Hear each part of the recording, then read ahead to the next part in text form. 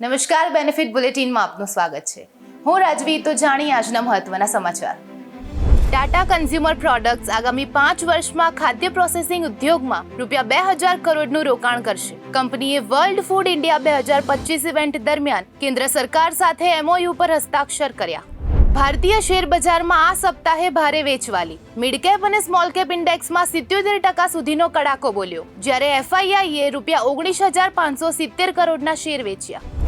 RBIએ નવો નિયમ જાહેર કર્યો છે. હવે મૃતકના નોમિની અથવા કાનૂની વારસદારો બેંક ખાતામાં જમા ₹15 લાખ સુધીની રકમ સરળ પ્રક્રિયા દ્વારા ક્લેમ કરી શકશે.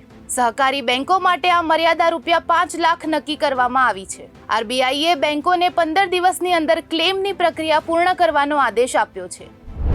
નરેન્દ્ર મોદીએ આજે ઓડિશામાં BSNLના સ્વદેશી 4G નેટવર્કનું ઉદ્ઘાટન કર્યું છે. આ સાથે તેમણે સ્વદેશી ટેકનોલોજીથી ₹37,000 કરોડના ખર્ચે બનેલા 97,500થી વધુ મોબાઈલ ટાવરનું પણ લોકાર્પણ કર્યું છે, જેમાં 92,600 4G સાઇટ્સનો સમાવેશ થાય છે, જે આત્મનિર્ભર ભારતના વિઝનને વધુ મજબૂત બનાવે છે.